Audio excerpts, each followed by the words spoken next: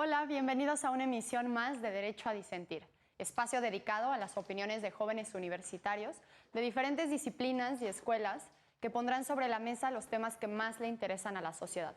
El tema de hoy es gratuidad en la educación superior. Y para hablar de este caso nos acompañan Paola Talavera y Uriel Carrillo de Comunicación Política de la UNAM, Emilio Díaz y Shatsi Chiñas de Comunicación de la UNAM y Luis Enrique Castro de Derecho de la UNAM. Yo soy Regina Sánchez Azo. Comenzamos.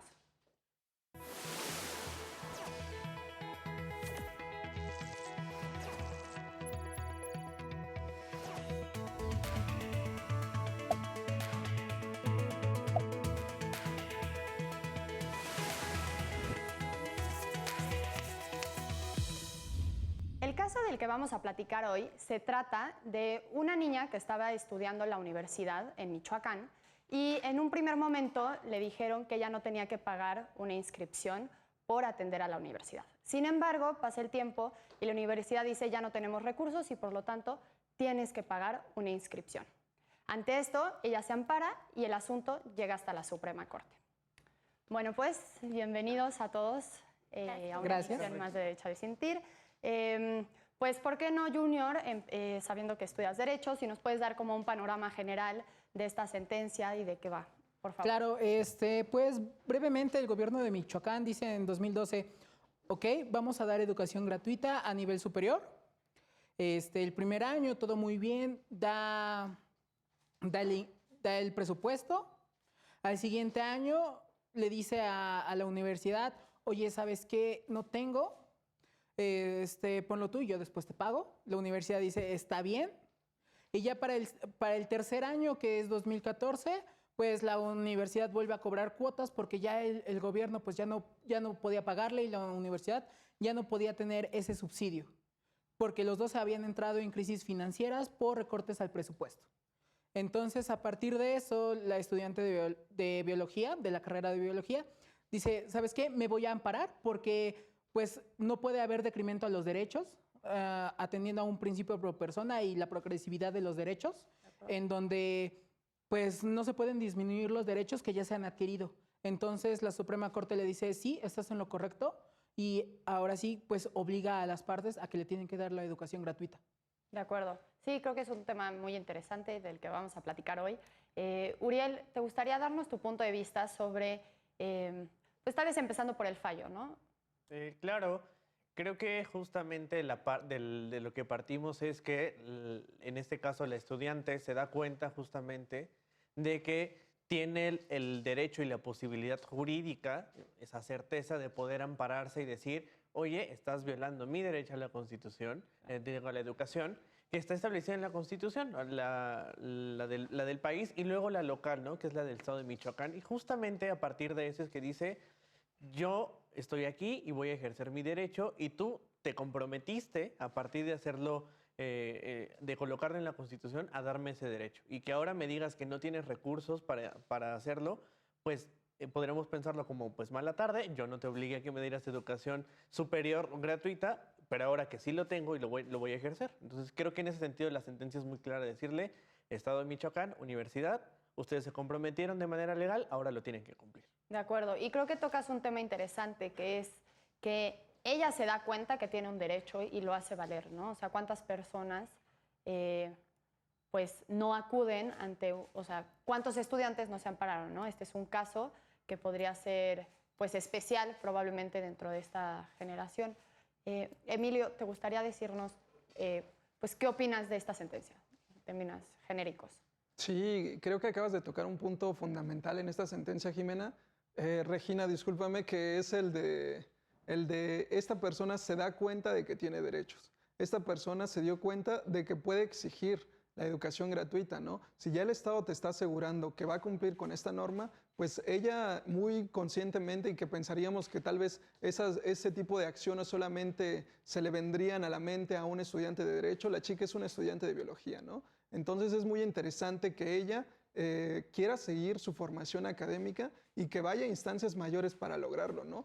Pareciese ser una acción pequeña en un momento, pero creo que este caso nos puede llevar al análisis muy completo y complejo de lo que se está haciendo con los recursos públicos, ¿no? Hacia dónde se están guiando esos recursos, que hay un desabasto, por así decirlo, para la educación. ¿A qué se le está dando más prioridad? ¿A qué estamos dando más prioridad como Estado, no? Entonces se me hace una sentencia muy interesante y pues creo que hasta este momento podemos coincidir o coincido con mis compañeros que la Suprema Corte ha resolvido bien.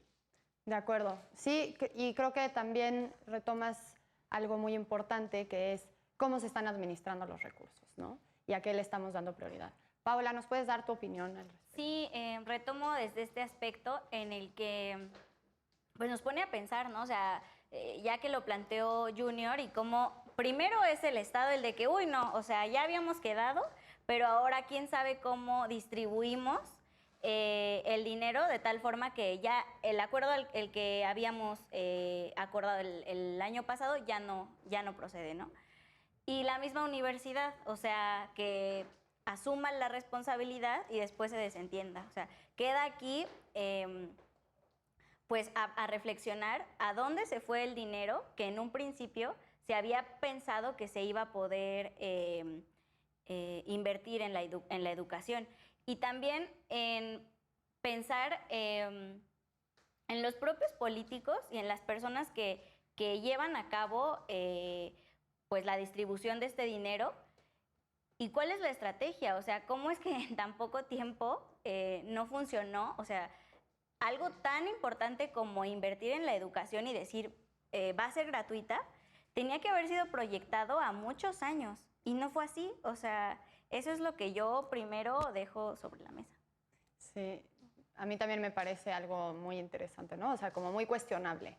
¿Qué pasó y por qué, si ya, como decía también Junior y decías tú, si ya lo acordamos desde un inicio, pues entonces planeas para poder cumplirlo? Shatsi, ¿te gustaría decirnos cuál es tu opinión en torno a lo que estamos platicando en este momento?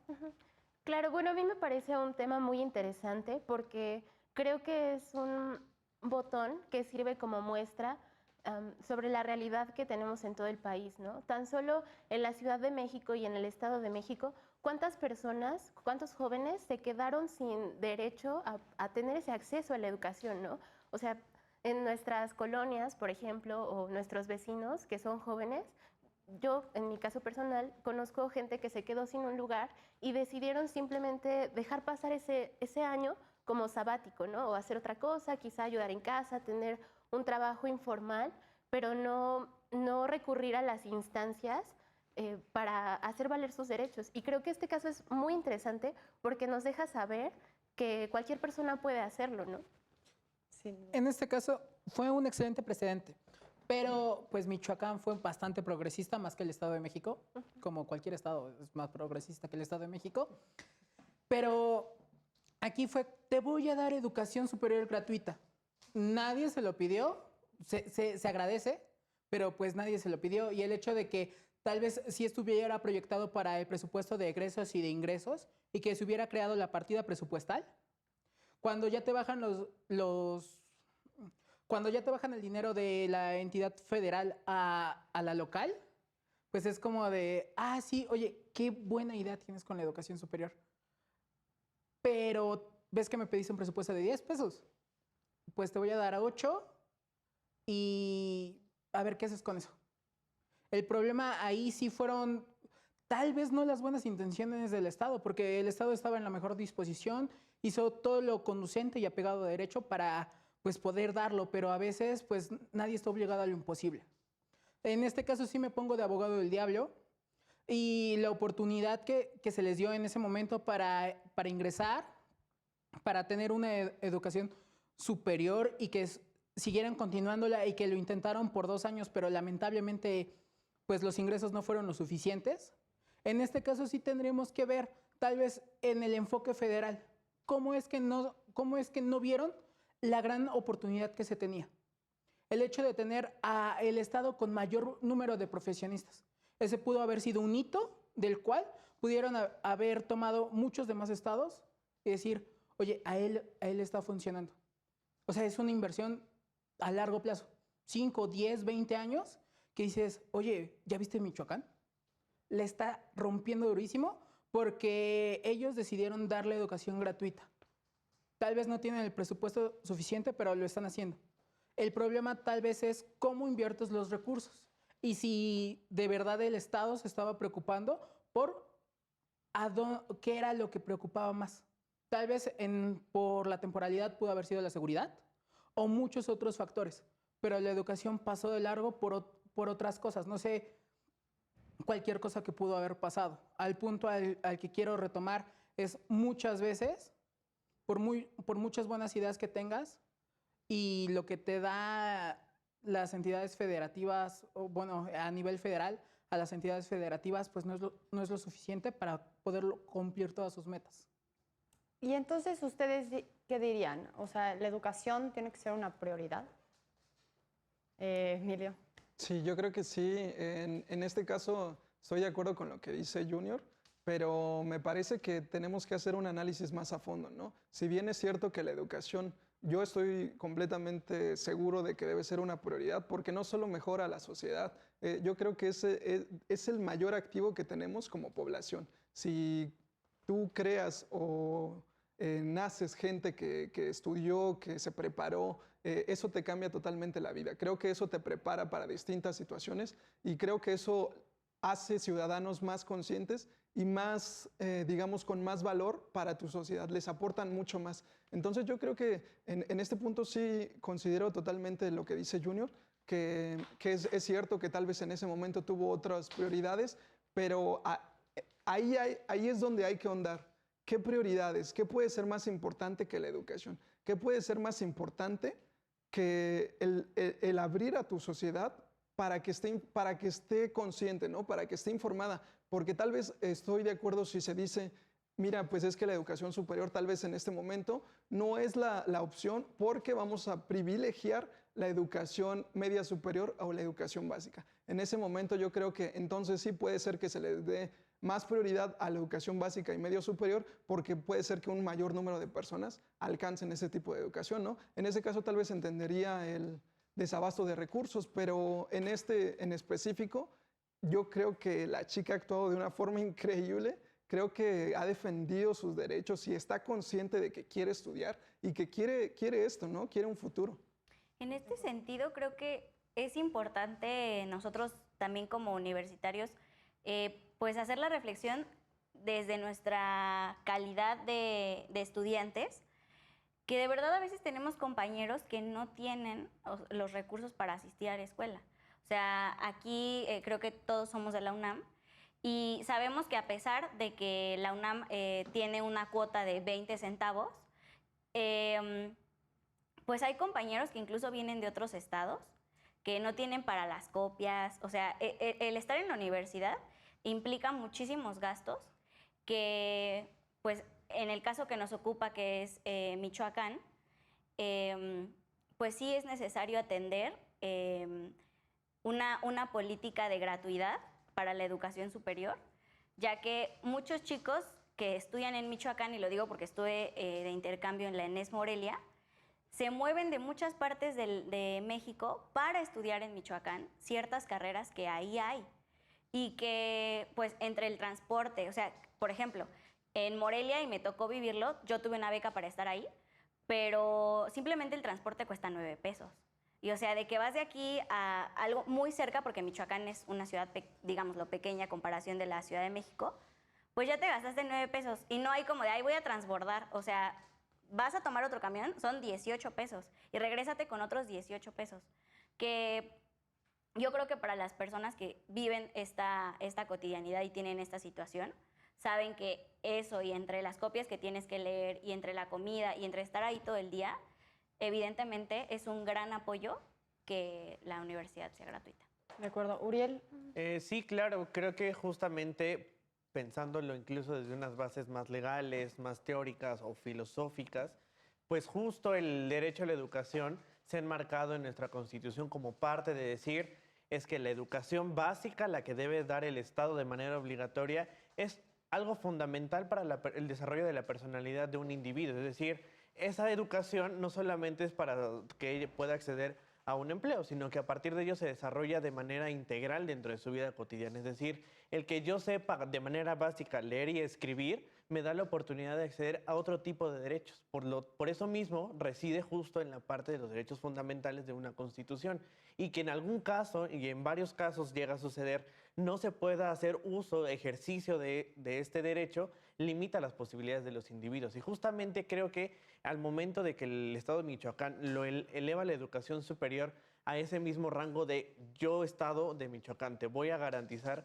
ese derecho y esta ciudadana se da cuenta de que están violando ese derecho, dice, oye, justamente es aquí donde yo puedo ejercer mi derecho y sobre eso poder desarrollarme de manera específica en el área de la biología. Entonces creo que es fundamental darme cuenta, pero ahí sí choca justamente con los temas que ya habíamos dicho, el presupuesto y la manera de cómo lo hacemos realidad.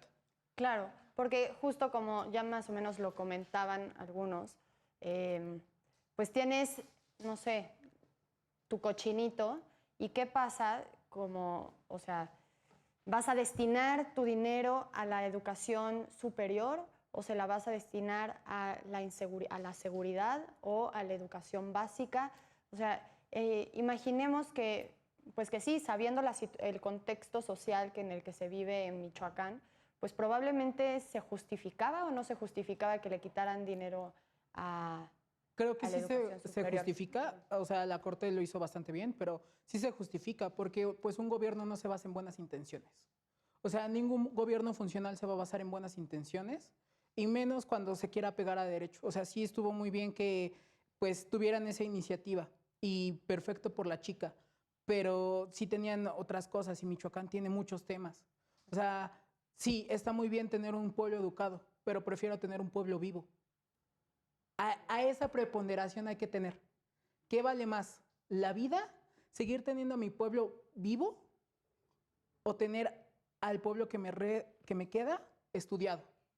Aunque también lo puedes ver o sea, estoy de acuerdo con ese punto de vista, pero también se puede ver al contrario, ¿no? Porque si bien la educación, yo creo que como pilar de una sociedad puede sacar a largo plazo o es más una forma de atacar problemas sociales de raíz y no solamente desde la punta, como, pues mira, atrapo un criminal porque hay una persona que se volvió criminal, punto. No, ¿por qué esa persona se volvió criminal? Hay que analizar los puntos de vista más a fondo. Creo que la educación puede incluso, en un largo plazo, por supuesto no va a ser inmediata la transformación, pero la educación debe ser prioridad porque en un largo plazo te puede quitar o bajar el índice de delincuencia.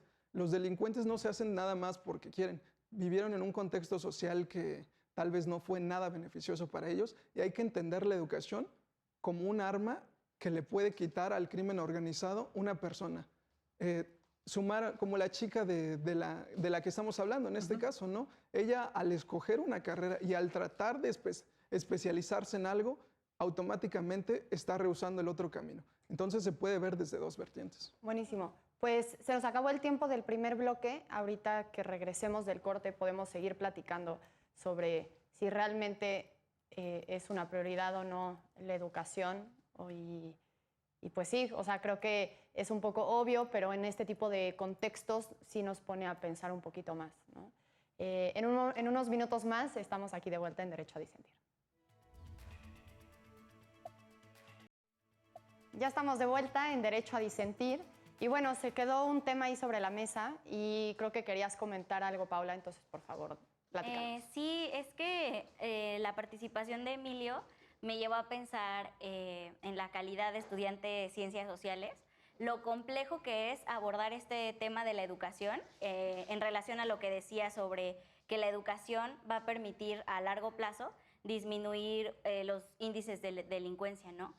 Y creo que en el caso específico de Michoacán, y que pues es un tema que ha trascendido hasta la actualidad, pues sobre el narcotráfico, ¿no? O sea, no solo creo que la respuesta radica en dar educación gratuita, sino qué pasa después cuando sales al mundo laboral y no tienes oportunidades. O sea, es un panorama muy complejo en el cual está involucrado la delincuencia, la educación y después la vida laboral. O sea, porque muy bien, ¿no? Ya me dieron educación, yo ya soy bióloga, biólogo, y ahora ¿qué hago con eso? Y que hay casos en los que el propio crimen organizado, la delincuencia, toma a estos estudiantes que tienen ciertos conocimientos para realizar actos delictivos. Entonces, es un panorama muy complejo que, bueno, dejo ahí para que lo... Pues Yo creo que estoy de acuerdo con Uriel y con Emilio en que la educación es fundamental, pero es necesario que veamos el problema como un todo, ¿no? Sabemos que los seres humanos no solamente necesitamos comer y ya, con eso vivimos. O sea, creo que somos seres que tenemos emociones, que tenemos pensamientos, que tenemos oportunidad también de recrearnos de ciertas maneras. Y es muy importante tanto la educación como la cultura. Yo creo que de ahí podemos encontrar una palanca para hacer un cambio de raíz, un cambio profundo, ¿no? Porque yo creo que este debate es muy bueno porque todos somos del área de las ciencias sociales y me parece que todos hemos tenido la oportunidad de tener acceso a un libro, ¿no? Y cómo nos ha movido espiritualmente, emocionalmente, encontrarnos con una lectura. Y no es nada más que aprendas a leer en la educación básica, sino que esa lectura la lleves a la reflexión y entonces eso pueda generar un cambio. Y me parece también muy interesante lo que dice la compañera, porque es cierto, o sea, no es nada más, ya me dieron educación, a lo mejor pagué 20 centavos, a lo mejor pagaba 500 pesos de inscripción, pero bueno, termino y ¿qué pasa con eso, no? Creo que nosotros como universitarios tenemos una responsabilidad con la sociedad, o sea, nosotros estamos ubicados aquí cerca, bueno, quizá Puebla, Querétaro, el Estado de México, la ciudad, pero los más alejados, los que están en el sur, donde no hay recursos de verdad, los que están en el norte, ¿de qué manera nosotros podemos generar un impacto, no? ¿Cómo podemos aliarnos, quizá una persona de derecho, con unas personas de comunicación, con un pedagogo, con un sociólogo, para hacer de verdad una red desde la sociedad para generar un cambio, ¿no? O sea, no es solamente el Estado tiene la obligación de hacer esto o no. O sea, tú como sociedad, ¿qué estás haciendo? Nosotros como universitarios, como gente preparada, ¿qué estamos haciendo, no? O sea, creo que estos temas nos dan la oportunidad de reflexionar y de hacer un cambio. O sea, no solamente dejarlo en las manos del Estado, que claro que estoy de acuerdo que es importante, que es esencial, que es la base, pero pues igual de importante es comer, que estar seguro, que tener educación. O sea, no puedes ponerte a ver qué es más importante. Eres un ser completo y todo importa. Más bien es planear una estrategia para que te alcance para todo. Yo quisiera anexar algo nada más rápido a estos dos comentarios en el sentido que si bien sí, creo que hay que cambiar también la conceptualización que tenemos de la educación, porque no, tal vez lo entendí mal yo, ¿no? Y entiendo que dicen, ¿qué va a pasar después en el mundo laboral? Ahí estamos asociando a qué éxito profesional podemos tener, si realmente vamos a poder. La educación no debe de verse nada más desde una vista de éxito en Occidente, ¿no? De estudio para tener dinero, para tener trabajo y tener dinero. No, la educación sirve para mucho más, sirve para nutrir a la persona completamente, ¿no? Si hablamos de esas formaciones integrales, creo que hay que dejar de ver la educación como... Está bien, yo estoy totalmente de acuerdo en los puntos en el que terminas tu carrera y luego en dónde voy a ejercer, ¿no? También es una preocupación si te estás dedicando como estudiante, dedicándole tanto tiempo en una carrera universitaria, te preocupa por supuesto tu futuro laboral y eso te hace pensar, pero también es por una conceptualización del éxito en Occidente, ¿no? ¿Por qué quiero triunfar? ¿Para que me vea quién? Para que me vea mi sociedad y sea un ente reconocido en ella. Hay que pensar que la educación no nada más ser reconocido, yo creo que ese concepto de educación o ese concepto de éxito ya debemos de dejarlo un poco atrás porque debemos de empezar a nutrirnos como personas, empezar a ver la educación como una enseñanza compleja y que me hace mejor ser humano. Así no puede ejercer en ese momento. Hay caminos, sobre todo en esta época, que nos pueden llevar de diferentes formas o acercarnos a lo que queremos hacer. No necesariamente porque yo no obtenga un empleo después de mi educación, voy a ir con el crimen organizado, ¿no? Oigan, ¿saben qué? Yo sé mucho sobre comunicación y podría idearles algunas estrategias para cómo disimular sus actos, ¿no? No, para nada. Yo me enfoco en otras cosas, digo, ¿qué puedo hacer por mi cuenta? Justo lo que hablabas, y tratar de desempeñarme o de desarrollarme por ahí. Pero de antemano yo diría que es sumamente fundamental que tengamos esta inyección de cultura en nosotros. A mí me gustaría plantear una pregunta, porque justo ahorita lo que decía Paula, ¿no? O sea, nosotros acudimos a una educación superior y después asumiendo que va a haber un trabajo afuera, ¿no? Y también decías, Emilio, pues si no hay nadie que te lo dé, tú crea tu propio empleo, ¿no? O sea, emprendamos podría ser. No sé, tal vez si no dijiste eso, bueno, yo sí lo entendí. Pero tal vez sí, es un tema también de oferta y demanda. O sea, si no hay trabajo allá afuera para más abogados, o sea, sé que somos muchísimos, entonces, ¿por qué la gente sigue estudiando Derecho, no? O sea, no sé si también es un tema en el que la gente está apuntando, o sea, hay una falta de información para saber a qué carreras son las necesarias y las cuales pueden brindar oportunidades, o sea, hay oportunidades en el mundo laboral. Y por otro lado, también creo que no sé si está sobrevalorada la educación superior. O sea, ¿qué me dicen de todas las carreras técnicas? Creo que hay un punto que quisiera tocar. Me gusta mucho cómo piensas. De verdad, me encanta. Pero la educación no es un medio, es un fin. ¿Ok? Veamos la educación como es el punto máximo del cual yo estuve 18 años de mi vida al que quise llegar. El tener mi título. Ya si voy a tener trabajo o no, lo tuve que haber visto antes. Tuve que haber previsto cosas. Y retomando esto, y viendo el futuro de la educación. Sí, muchos estudian Derecho, pero de los que estudian Derecho, hay pocos que de verdad tienen la ambición, las ganas y de alguna forma decirlo, la garra para poder hacerlo, como ustedes comunicación. ¿Cuántos de los que estudian comunicación van a seguir haciendo eso? ¿De verdad les apasiona lo que hacen? ¿Una educación sin pasión? O como lo decía Aristóteles, una vida sin examen no merece ser vivida. Entonces tomemos esos puntos, tomemos esas bases. La educación no te va a ayudar a tener un buen puesto de trabajo o tener un buen sueldo. Te va a hacer una mejor persona para conseguir ese buen sueldo, para conseguir ese buen trabajo. La educación es un fin para conseguir las metas que quieres. Y sobre eso, la chica de biología lo tenía muy claro. O sea, a ella no le importaba si tenía que gastar 9 pesos de ida, más otros 9 pesos de transborde, más otros 18 pesos de regreso. Ella lo que quería era estudiar. Y eso se ve en todos y cada uno de esos puntos. Bueno, Y es lo que se tiene que ver. Y lo que decía Chatsi, ok, los universitarios tenemos una responsabilidad social. Sí, sí la tenemos. Y lo hacemos todos los días. Pero el hecho de que no me quedé en la UNAM, no me quedé en el Poli, no me quedé en la UAM, que no se te cierre el mundo. El gobierno, ya sea aquí en la Ciudad de México, en Michoacán, en muchas otras partes, te da muchas opciones, te da carreras técnicas. Ahorita, hace unos años, la ONU le dijo a México, oye, ¿sabes qué? Necesitas técnicos universitarios. O sea, quitemos esos paradigmas que ser técnico no es estar especializado o no es ser bueno en algo porque no tuvo una licenciatura. Al contrario, los técnicos son un desarrollo diferente de una educación superior. Para eso nació el CONALEP, que es una educación medio superior con grado técnico que te da una cédula para ejercer y que sigue el modelo alemán, que es mitad del estudio en aulas, mitad del estudio en empresas, y que funcionó en Alemania, funciona en México. Conozco un caso de éxito que es un conocido mío, que literalmente él estudió ahí, entró a la Coparmex y ganó una beca en el TEC. O sea, literalmente creo que el problema aquí es que la sociedad quiere todo peladito y a la boca. Uriel.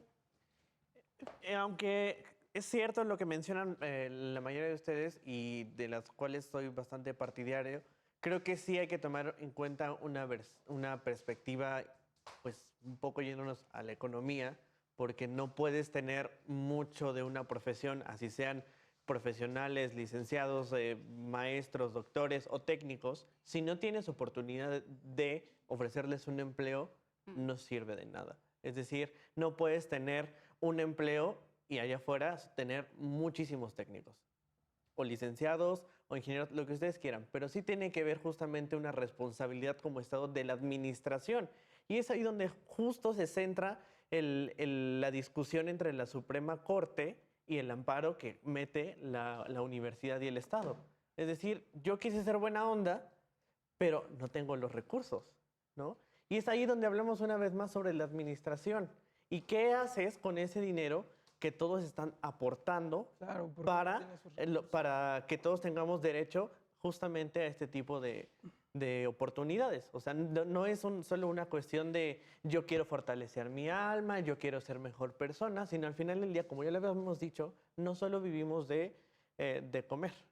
Para comer necesitamos otras acciones para poder llegar a hacerlo, ¿no? Si no tengo dinero, por muy letrado que sea, pues no va a servir de mucho. Es que yo quiero volver, o sea, me encanta la visión romántica del estudiar y de lo que es prepararte, pero, o sea, creo que caen en un rollo como estos filósofos griegos de, no, pues solo el conocimiento por el conocimiento y ya pues voy a ser vagabundo. Pues no, o sea, evidentemente aquellos que tienen esa pasión por estudiar, que yo la tengo y que creo que la compartimos, esa pasión no te va a dar de comer. Ese es el punto y eso es a lo que yo quería precisar con mi participación pasada, que no es como que yo vaya a ofrecerme al crimen organizado porque no tengo una chamba. O sea, más bien es ver la realidad de lo que acaba de pasar en nuestro país hace unos días, hace unas semanas.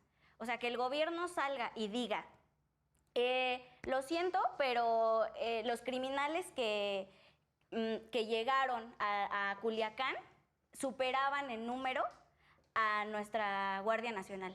¿Cómo puede ser eso posible? O sea, ¿de dónde sale todo este cuerpo criminal? Y por ahí compartió, por ejemplo, el Mijis, una reflexión que encontró en Facebook sobre un chico que decía, el crimen organizado es quien recibe a aquellos que no tienen educación, aquellos sin título, aquellos parias, aquellos segregados. Por eso tienen pues esa estructura de gente. ¿De dónde te explicas que el crimen organizado sea más que el cuerpo policial?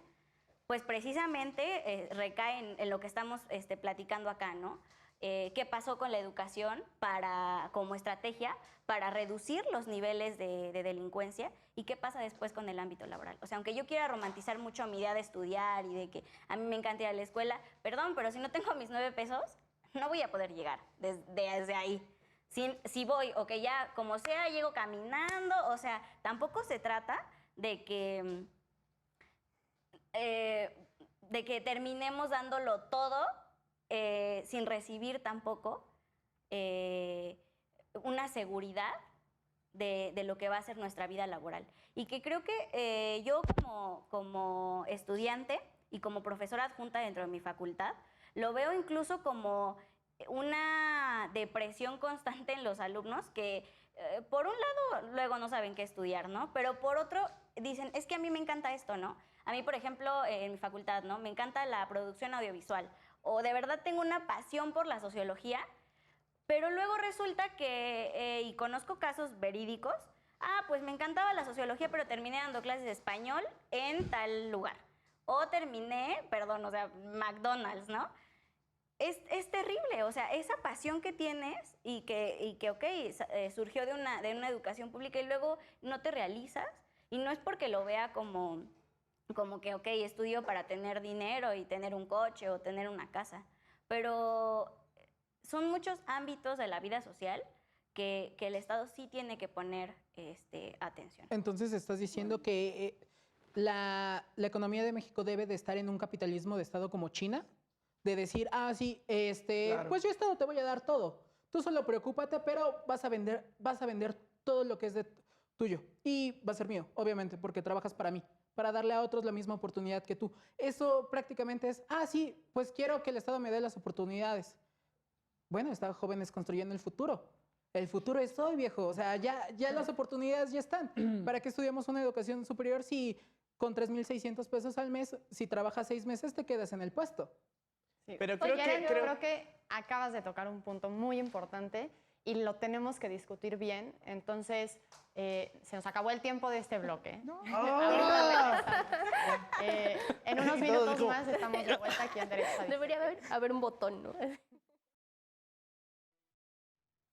Ya estamos de vuelta en Derecho a Disentir, estamos platicando sobre la educación superior gratuita y pues también estábamos cuestionando el mundo laboral y pues las oportunidades que hay allá afuera una vez que uno estudia o no estudia. En eso nos quedamos contigo, Junior. Uriel, ¿te gustaría decirnos qué opinas? Sí, claro. Justo una vez más tratando de marcar el panorama de la educación en México, es importante reconocer que discutir este tipo de temas y la rectoría del Estado como sujeto obligado a darte la educación no es solamente una cuestión muy sencilla, sino del lado de la economía representa una inversión para es decir, le destina una enorme cantidad de dinero a la educación, dinero que sale de los bolsillos de la mayoría de los mexicanos y de las diversas actividades, y que al final del día inviertas en una educación y que no te genere ciertos beneficios económicos como país, te lleva a números rojos. Y entonces, es decir, a largo plazo vas a seguir invirtiendo para no obtener nada, ¿no? Justamente en ese sentido tendríamos que también voltear a ver a la educación en México y que no solamente es una cuestión de, ¿quieres estudiar? Pues ve, nútrete, sé lo que tú quieras. No, creo que hay una cuestión más allá justo en el campo laboral donde se tiene que discutir por qué el Estado es quien debe dar ese dinero y cómo se retribuye a sí mismo. De acuerdo, sí. O sea, incluso he sabido que México es uno de los países de la OCDE que más dinero invierte y de los que más pobreza tienen, ¿no? O sea, ¿y qué está pasando? O sea, se está gastando muchísimo dinero en educación, ¿cómo? No sabemos, pero al final, ¿qué está pasando con la población? Es que creo que eso es muy importante porque tendríamos que pensar no solamente, o sea, estamos viéndolo desde una utopía quizá, en el sentido de que todos los jóvenes quieren estudiar y todos los jóvenes quieren entrar a una escuela y todos están peleando por estar en la UNAM. Pero ¿qué pasa con aquellos que a pesar de tener las oportunidades, de tener esos 9 o 18 pesos, dicen no quiero ir a la escuela? O tengo un lugar en la escuela, pero no lo aprovecho, ¿no? O sea, estamos viéndolo desde una manera pues muy ideal, yo creo, ¿no? Sí, no, por supuesto. Yo, quiero decir, vivo en la colonia Guerrero y mi mamá trabaja en el Mercado Martínez. Y es súper común que me dice, ¿qué crees? ¿Te acuerdas de tal niñita? Porque pues conocemos vecinos, etcétera. Sí, ya no quiere ir a la escuela. ¿Cómo crees? Y sus papás, o sea, los mandan a la primaria y en la secundaria deciden que ya no quieren. Y como este caso, o sea, mil, en los que los mismos chavos dicen, no, es que a mí esto no es lo mío, a mí no me gusta la escuela, yo me quiero dedicar a otra cosa. Y pues terminan siendo vendedores ambulantes, etcétera, que no es, digo, un trabajo malo o no digno, pero voy a este punto, a que los mismos chicos no quieren estudiar y creo que eso también radica en un punto que no hemos tocado, que es pues el sistema educativo. O sea, cómo funciona desde el preescolar, la primaria y la secundaria en México, la educación, o sea, cómo funciona, memorízate esto y examen de esto y tal. O sea, creo que también desde ahí hay una construcción que no nos está llevando a nada y que está más bien aunando a que los chicos deserten y que incluso cuando ya logran entrar a un bachiller, a un CCH, a una prepa, a un politécnico, las mismas cuestiones económicas y sociales en las que están insertos no les permiten continuar sus estudios. Claro, y no solo desde ahí. O sea, creo que también hay que pensar qué pasa en los hogares, ¿no? ¿Qué pasa en el núcleo social? ¿Qué pasa en los medios de comunicación? ¿Qué pasa con lo que están consumiendo tanto en redes sociales como en las pantallas? ¿Qué pasa con ellos? O sea, creo que sí la educación es importante, pero insisto, hay que verlo como un todo. Desde la casa, ¿cuál es el trato que tienen los papás con los hijos? ¿O cómo los regañan o incluso los golpean para que memoricen las tablas de multiplicar? O sea, creo que no es la forma. Y una persona que crece así, obviamente cuando llega a un nivel más alto, pues ya le da como que repele, ¿no? Aborrece la escuela. Un libro, o sea, cuando nosotros nos damos cuenta de que eso puede generar un cambio. De acuerdo. Emilio. Sí, yo nada más quería agregar 2 puntos en lo que han comentado hasta este momento. No estoy nada de acuerdo con lo que dice Uriel, porque si vamos a eso, en que querramos que el Estado garantice un lugar para cada estudiante graduado, pues también estamos viéndolo desde qué punto, ¿no? Porque el Estado no puede garantizar por el número de personas que tiene a un puesto para cada estudiante. Por eso yo digo, no se trata nada más de, pues es que mira, ¿qué voy a hacer después? Me tienen que garantizar. No, nadie te tiene que garantizar nada. En este punto yo veo como, ¿qué propones, no? Estás limitando entonces que se limite la población, justamente como lo que decía Junior, ¿no? Como en China. Mira, pues tú dedícate a esto, yo te lo voy a comprar y así justamente es como te puedo asegurar un puesto de trabajo, ¿no? Pero en los demás ámbitos, ¿qué sucede? Pues volvemos a la educación. Y el gobierno ya lo hizo otra vez. O sea, este gobierno revoluciona más rápido que cualquiera. Pues te tengo noticias. Otra vez Andrés Manuel pactó con los normalistas y ellos sí van a tener esa oportunidad. Todos los normalistas que salgan de una escuela normal van a tener una plaza asegurada. O sea, ya quisiera cualquiera. O sea, yo puedo decir al diablo la abogacía, me voy a volver normalista y yo ya tengo una plaza. O sea, a ese punto vamos a llegar. Pero quizá ahí entra tu ética y tu forma de ser como persona. Porque ¿cuántas plazas hay con gente que no mueve un dedo? O sea, que no hace absolutamente nada y nada más están cobrando con todas las prestaciones. Bienvenido a la educación de México. Ay, no, es que eso es horrible. Es que eso es horrible. En todos lados, yo creo que en todos los países lados hay profesores que no tienen la vocación de serlo, que van y ponen a cualquiera a dar su clase porque no pueden llegar. Y desde ahí yo de verdad lo lamento mucho porque a mí personalmente me encanta la docencia, es a lo que quisiera dedicarme en un futuro. Y no puedo creer que precisamente el sistema muy tristemente funcione así, que existan profesores que no tengan la vocación y que no se den cuenta de la repercusión tan grande que tiene no abocarte a lo tuyo en esas 2 horas, en esa hora que tienes para abordar un tema como aquí, ¿no? O sea, como este espacio en el que podemos reflexionar, debatir, decir. Es terrible la situación de nuestra educación. Pero entonces, ¿el problema cuál fue? ¿El problema fue el Estado? ¿Fueron los papás? ¿Fue el gobierno? ¿Quién fue? ¿O el problema es el mismo estudiante? Dime eso, porque empezamos con, ok, el Estado tuvo muy buenas intenciones, pero no tuvo el dinero. O sea, como cualquier padre divorciado. Y luego, ¿qué pasa? ¿Qué pasa? ¿La culpa quién la tuvo? ¿La tuvo el estudiante por no tener dinero? ¿La tuvo el gobierno por no tener dinero? ¿La tuvo la escuela para tener que mantener maestros? ¿Quién tuvo la culpa? Yo creo que más que culpas habría que pensar en responsabilidades y mirarnos primero a nosotros. ¿Tengo culpa o tengo responsabilidad? ¿Y cuál es desde la trinchera en la que estoy? Y por ahí empezamos, ¿no? Entonces, ¿de quién era la responsabilidad de otorgar la educación? ¿De quién?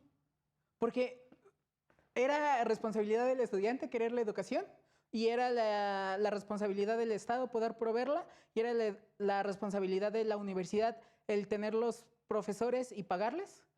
Pero aquí, ¿cuál fue el problema? El no tener dinero. Y entonces, ¿de quién era la responsabilidad de dar el dinero? Y si pensamos en lo que pasó después, o sea, no había dinero. ¿Y cuántas personas que fueron afectadas se manifestaron? Solo una. ¿No? Entonces, ¿qué está pasando ahí? ¿Por qué solo una alzó la voz? Conformismo. No, pues es lo que luego pasa en nuestra querida casa de estudios con los paros. O sea, solo algunos vamos, trabajamos, estamos en las mesas, etcétera. Vamos de verdad a las marchas a las que acordamos y otros no lo hacen. Entonces, creo que no es igual tanto como culpas, sino como también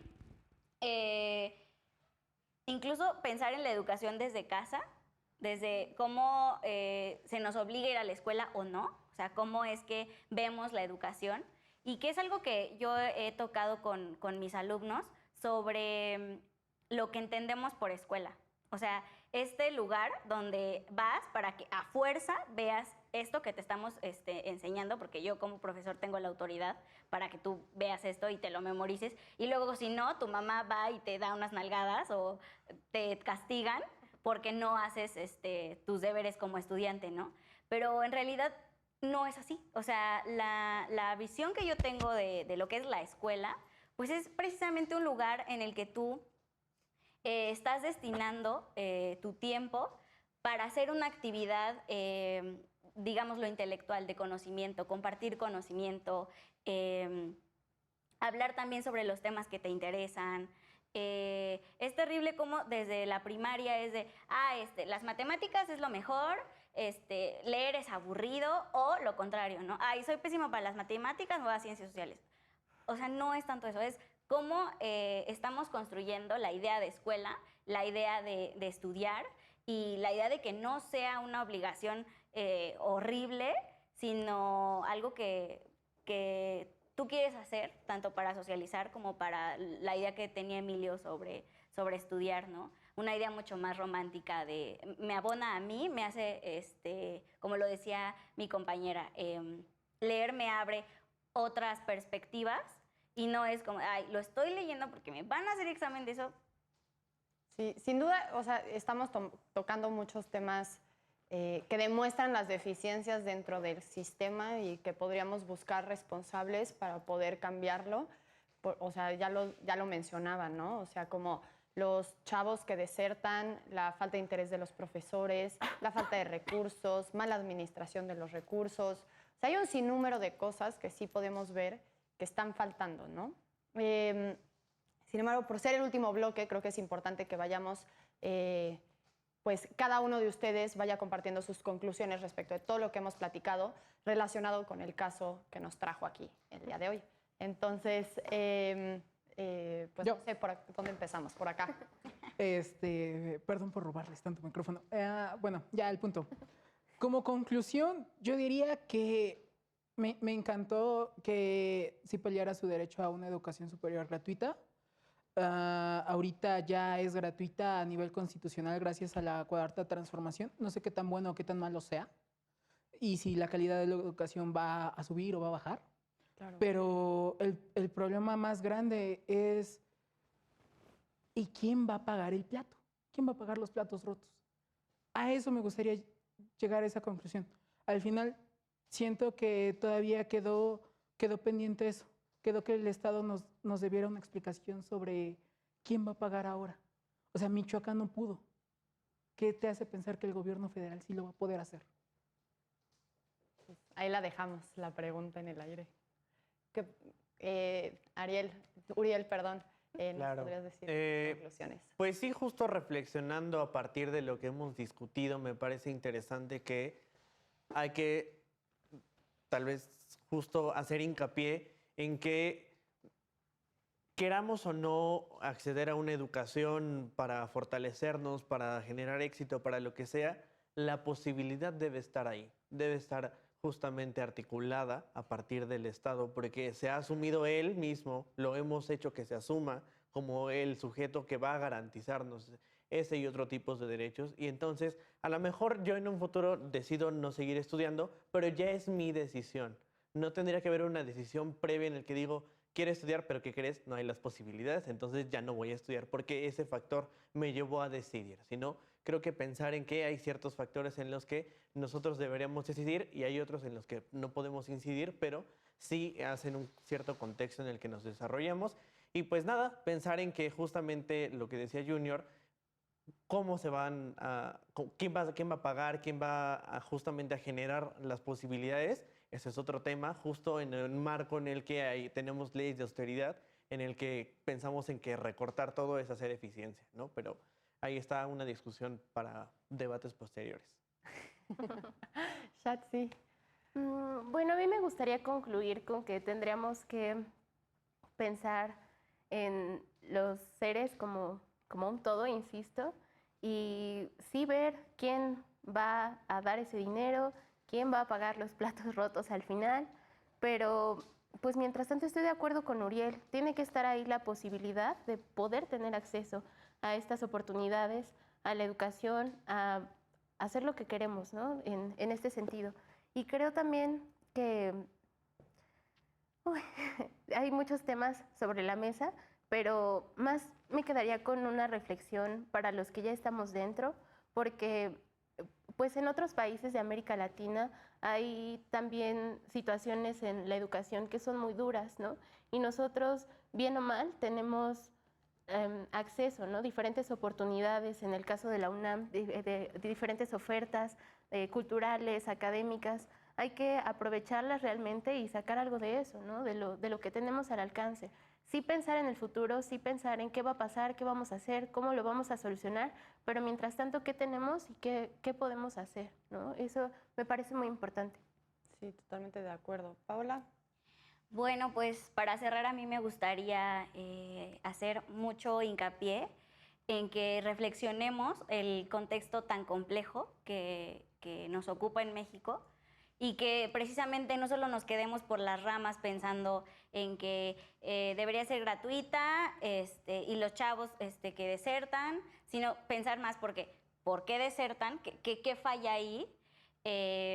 ¿Por qué debe ser gratuita? Vuelvo a lo mismo, ser más empáticos con los contextos que tienen otros compañeros, de tener dificultades económicas para acceder a la educación. Y que yo también soy partidaria de la idea de Uriel, de que debe existir la posibilidad, y me encanta que lo haya dicho de esa forma, de que precisamente la idea de Estado, y que no es ahora hablar de una clase de a ver qué es Estado, pero la idea de Estado sí surge a partir de que los individuos ceden para que haya un organismo, un ente que sabemos que es abstracto, que regule la vida social y que también asegure ciertos derechos y que son humanos, ¿no? Como el derecho a la educación. Quizá no es tampoco verlo como, le doy toda la responsabilidad al Estado de que yo estudie y después me realice y tenga un trabajo. No, pero creo que sí existe una gran desesperanza entre nuestra generación, sobre todo, con el panorama laboral. Sí, sin duda. Por último, Emilio. Sí, bueno, en el primer punto que quiero tocar es que no es romantizar la educación, es verla desde otra perspectiva, porque ya estuvimos cuánto tiempo en la misma y eso nos ha llevado a problemas de salud mental para muchas personas, como lo dice Paola, nos ha llevado a esta incertidumbre de lo que va a pasar en nuestro futuro, ¿no? No es romantizar la educación, pero la educación, sin lugar a dudas, crea mejores personas. Yo creo que hay que ver desde un lado, o hay que analizar esto fuera de la comodidad de pensamiento que nos brinda la Ciudad de México. Hay que pensarlo como un todo y que en otros estados hay diferentes contextos totalmente distintos a los que tenemos aquí. Y es cierto que lo que mencionaba Uriel, ¿no? Yo estoy totalmente de acuerdo en eso. Se tiene que brindar la oportunidad. Hay que abrir las posibilidades de que las personas quieran estudiar, ya que deserten o no, ya que decidan no estudiar, porque tal vez estamos sobrevalorando en un punto la educación superior. En un punto no necesariamente una persona lo necesite, ¿no? O ella cree que lo necesite. Tal vez él quiere hacer otras cosas en ese tiempo, ¿no? Quiere abocarse a otros proyectos, quiere construir de otra manera su persona. Entonces yo creo que tampoco hay que vernos desesperados porque exista este tipo de acceso, sino que entendamos que los contextos están cambiando y que el sistema educativo, esto es muy importante, se está quedando desfasado a lo que exige el contexto en este momento. Las personas llamadas centennials de este momento se aburren muchísimo en la escuela porque no está a la velocidad que ellos están. La escuela es memorizar y para ellos ya no tiene sentido memorizar porque tenemos una herramienta que nos lo dice al momento. Entonces hay que plantear las formas en que vamos a cambiar la educación y el sistema educativo sobre todo. Buenísimo. Creo que, no sé si puedo aunar también. Pues por último. Ok, últimas súper rápido. palabras. Creo que algo que podríamos ver para una educación del futuro, como bien lo dices, y me encanta que lo hubieras dicho porque a mí no se me pasó por la mente, es qué es lo que tiene que pasar ahora.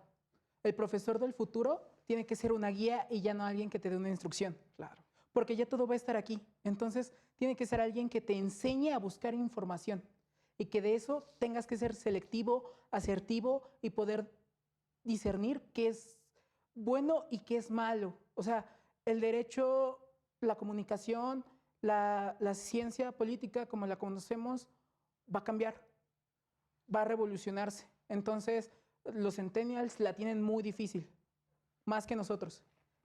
Y la educación del futuro tiene que estar previendo que todo eso va a pasar. Y la sociedad tiene que estar previendo que ya no se van a necesitar estos trabajos. Y aprovechar las herramientas de tecnología que nos está ofreciendo nuestro contexto en vez de verlas como, está haciendo trampa por buscar información. Claro. No, él aprende de otra forma. Hay muchas formas de aprendizaje, ¿no? Ya no hay que centrarnos nada más en el modelo de hacer tablas, ¿no? Estar en tu tabla, pam, pam, pam, escribe demasiado. No, ya eso ya pasó. Sí, Está pero lo desfasado. vamos a ver con la inteligencia artificial. Al final, un bot, un robot o cualquier otra inteligencia artificial va a hacer tu trabajo y lo va a hacer mejor y más rápido que tú. Entonces, la sociedad y el gobierno se va a tener que dar cuenta que tal vez sí necesitemos un salario por eso es universal. muy importante creo lo que que- dices, porque vivimos en un contexto de hiperinformación. Ya hay demasiada información y lo importante ahora no es que te la den, porque ya está ahí. Ahora es seleccionar qué información es valiosa y qué no. ¿Qué me aporta realmente? ¿Qué información realmente me sirve para construirme y para construir un futuro? Ya no nada más la información. Pero ahí Saludos a mis alumnos de metodología y la investigación, que espero estén viendo esto. Ponnos a Bueno, verlo pues a ya. fuerzas. Pero ahí estuvo tendremos buena, que hacer creo que- otro debate, perdón. ¿no? Porque hablar de la Se nos tecnología. acabó el tiempo en este último y tercer bloque de este programa. Creo que al final también surgieron otros temas muy importantes como la inteligencia artificial y cómo tenemos que estar pues a la vanguardia como país respecto de cómo tiene que transformarse la educación. Y pues me dio mucho gusto haber compartido este espacio con ustedes. Qué bueno que vinieron. Y también muchas gracias a ustedes por habernos acompañado esta noche. Esto fue Derecho a Disentir. Los estamos esperando todos los días, bueno, de lunes a jueves, de 9 a 10 de la noche. Mi nombre es Regina Sánchez Azo.